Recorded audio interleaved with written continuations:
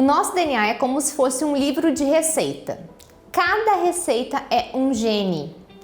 E é interessante entender que existe a expressão gênica, ou seja, como esses genes vão ou não ser lidos. E os diversos fatores que influenciam na leitura desses genes, que inclui o ambiente, isso se chama epigenética. E agora pensa comigo, você já conheceu alguém que emagreceu e reganhou o peso? O que acontece? Novos estudos mostraram que a obesidade pode deixar marcas, sim, ela pode alterar a nossa epigenética. E essas marcas que são alteradas pela epigenética podem favorecer a inflamação, pode também mudar o metabolismo dessa célula de gordura.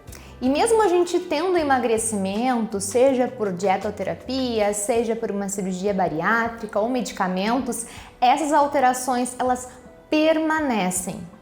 O que isso significa na prática? Que quando emagrecemos, o nosso tecido adiposo possui uma memória buscando uma contrarregulação, ou seja, buscando voltar para aquele peso perdido. Então é importante entender que a obesidade não é simplesmente uma falta de vontade do indivíduo emagrecer ou não, e sim uma luta contra a biologia imposta também por essa epigenética. E dessa forma, precisamos cuidar muito mais do peso em pessoas que já tiveram em algum momento da vida obesidade, porque se sabe que essas alterações elas permanecem ao longo da vida. Por isso que dizemos que a obesidade é uma doença crônica não transmissível, ou seja, ela não tem cura. A gente pode estar em remissão quando estamos com o peso adequado, porém essas marcas epigenéticas vão permanecer ao longo da vida. E esses achados reforçam que precisamos cada vez mais pensar em prevenção de obesidade.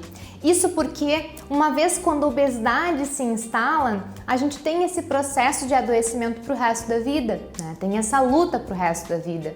Então, se você já observou que alguma criança já está acima da curva ali de crescimento, ou um adulto está com IMC elevado, cuidado, porque isso a gente precisa barrar o quanto antes para não sofrer as consequências a longo prazo. E se tivermos a obesidade, teremos que cuidar para o resto da vida.